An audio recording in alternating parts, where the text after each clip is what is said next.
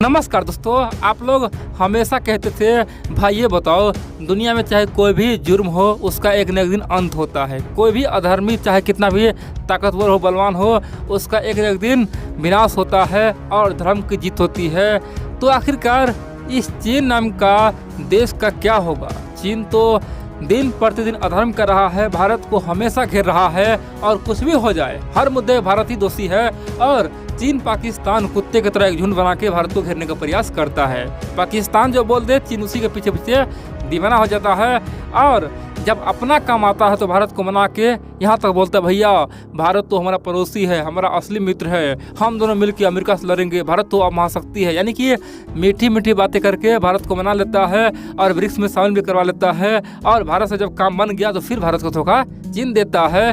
आखिरकार इस चीन को क्या किया जाए? दोस्तों, भारत ने अपना वो करनावा किया है ना, कह सकते कि भारत के इतिहास का अब तक का सबसे बड़ा, बहुत बड़ा एग्रेसिव पॉलिसी भारत ने अपनाया। दोस्तों, चीन को मुंह तोड़ नहीं, चीन का गला फाड़ दिया है। चीन को बता दिया है कि भाई तुम जो दोहरा नीति कर रहे हो ना, ये अब बर्दाश्त से फाजिल हो चुका है। अब तुम्हारा यही होगा, तुम्हारा पीस खास तौर पे 4 टुकड़ा करूंगा, चीन का खंड खंड बांटूंगा और तुम्हें जो करना है कर ले। दोस्तों, भारत ने ओपनली चीन पे अब तक का सबसे बड़ा प्रहार किया है और चीन के थिंक टैंक चीनी मीडिया अपने ही सरकार को घेर रहा है। शी जिनपिंग को बोल रहा है कि ये तो महागधा है, ये तो बेवकूफ़ है। आखिरकार क्या जरूरी था पाकिस्तान जैसा पगला देश की बातों में आना? पाकिस्तान के बात को हम ना मानते तो भारत कभी भी इतना खतरनाक फैसला नहीं उठाता जितना उन्होंने उठा लिया है।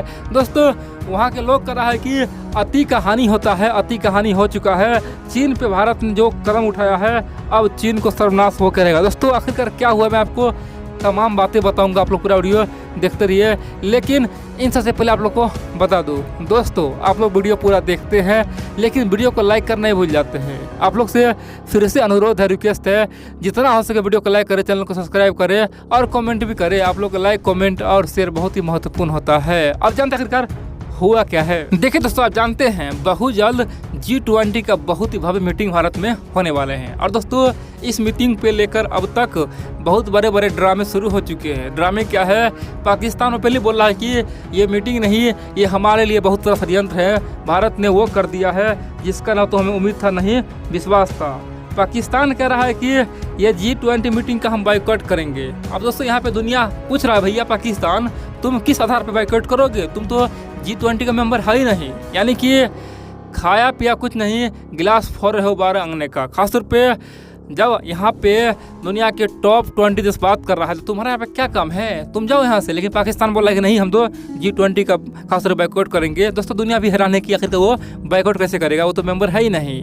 पाकिस्तान बोल रहा है कि कश्मीर का मुद्दा क्यों उठाया, कश्मीर में G20 की मीटिंग कैसे होगा। और दोस्तों, पाकिस्तान दौरे दौरे चीन के पास गया था, दौरे दौरे तुर्की के पास गया था और हाल ही में तुर्की ने पाकिस्तान का फिर समर्थन कर दिया, बोल दिया कि पाकिस्तान जो बोल रहा है ये ठीक है। भारत आखिरकार क्यों ऐसा किया? क्या जरूरत था कश्मीरी में खासतौर पे इस तरह का मीटिंग रखने का? भारत के इस कदम को हम निंदा करते हैं और हम हो सकता है तो बाइकआउट कर देंगे। दोस्तों, चीन ने ये बयानबाजी किया था लेकिन भारत ने पहले कहा कि अरे भाई तुम बाइकआउट क्यों करोगे, तुम्हें बिल्कुल कर दो, हम तो चाहते हैं कि तुम बाइकआउट करो। आप बोलेंगे भारत ने ऐसा क्यों किया? देखिए दोस्तों, भारत को पता है कि चीन को हम जितना कॉर्नर करेंगे ना उतना ही दुनिया के देश हमें पावरफुल मानेगा और चीन पे भारत को थोड़ा भी विश्वास नहीं है। भारत जानता है कि चीन को चाहे हम कुछ भी कर दे वो हमारा साथ देगा नहीं, वो तो पाकिस्तानी भक्त है। अब दोस्तों हुआ क्या, जब कश्मीर मुद्दा पे पाकिस्तान चीन एक हो गया ना तो भारत ने पहले कहा कि ठीक है कश्मीर मुद्दा तुम लोग एक हो रहे हो ना, अब हम लद्दाख में G20 की मीटिंग करेंगे। यानी कि ये जो G20 का भव्य मीटिंग भारत में होने वाला है, भारत के बड़े बड़े राज्य में होगा ही, साथ में ये मीटिंग कश्मीर में भी होगा और लद्दाख में भी होगा। दोस्तों, G20 का मीटिंग होता है ना, उसमें कम से कम 100 से अधिक मीटिंग होते हैं, छोटे बड़े मीटिंग होते हैं। तो भारत ने कहा है कि ये मीटिंग भारत के बहुत बड़े बड़े राज्य में होगा, कोने कोने में होगा, ये पैन इंडिया होगा। पहले मीटिंग था कि हम कश्मीर में ही करेंगे लेकिन पाकिस्तान के रिएक्शन के बाद ज़बरदस्ती पाकिस्तान यहाँ पे ना घुसे रहा तो भारत ने कह दिया ठीक है ये अब लद्दाख में होगा, तुम्हें जो करना है कर ले। अब दोस्तों यहाँ पे भारत अब पाकिस्तान चीन का पेशेंस देख रहा है। अगर पाकिस्तान चीन कुछ और बोलेगा ना तो भारत के पास एक और मेगा प्लान है। आप बोलेंगे वो प्लान क्या है? देखिए, भारत ने ये गेंद अब चीन के हाथों में रख दिया है। चीन को बोल दिया है कि अगर तुम यहाँ तक सहमत हो तो ठीक है, अगर तुम यहाँ पे हमें फिर ज्ञान दोगे तो ये मुद्दा लद्दाख तक नहीं, अब हम ये मीटिंग अरुणाचल प्रदेश में भी करेंगे। यानी कि दोस्तों अब जानते हैं लद्दाख को लेकर पाकिस्तान और चाइना क्या क्या कर चुका है। दोस्तों चीन ने तो पहले कह दिया कि लद्दाख और अरुणाचल तो भारत का है ही नहीं। दोस्तों अगर लद्दाख में ये मीटिंग हो रहा है और अरुणाचल में होगा तो समझिए चीन का क्या औकात होगा। अब यहाँ पे कई सारे मित्र बोलेंगे अरे भाई भारत ये बहुत बड़ा रिस्क ले रहा है, अगर G20 की मीटिंग में चीन बैठकर कर देगा तो भारत का तो नाम खराब हो जाएगा, भारत का इमेज बुरा हो जाएगा। दोस्तों ऐसा कुछ नहीं है। देखिए G20 मीटिंग में आज जो देश है ना, लगभग दोस्तों 17 से लेकर 18 देश भारत के समर्थन में। कौन? 17 से लेकर 18 देश, केवल 2 ही देश, कौन? तुर्की और चाइना पाकिस्तान के समर्थन में है। अब दोस्तों अमेरिका और यूरोप तो ऑलरेडी चाहता है कि चीन इस ग्रुप से बाहर हो, इस ग्रुप में आ ही ना। अब दोस्तों अगर किसी भी कारण से अगर हम लोग कुछ भी करते हैं और चीन अगर इस ग्रुप को बाइकआउट करता है, इस मीटिंग को बाइकआउट करता है, तो ये इतिहास बनेगा, ये इतिहास में दर्ज होगा कि भैया भारत ने आखिरकार इतना बड़ा प्रेशर बना दिया कि चीन झुक गया है और चीन इस मीटिंग को बाइकआउट कर रहा है। और जो चीन कल तक दूसरे पे प्रेशर बनाता था, आज खुद ही प्रेशर में आके बाइकआउट कर दिया है। दोस्तों ये भारत के लिए बहुत बड़ा जियोपॉलिटिक्स जीत हो जाएगा, इसीलिए चीन चाह के भी इस मीटिंग को बाइकआउट नहीं कर सकता है। चीन को पता है कि यहाँ पे बाइकआउट करेंगे तो ये हमारे लिए अब तक का सबसे बड़ा विनाशकाल होगा। अब दोस्तों भारत ने यहाँ पे एक मेगा और चाल चला है।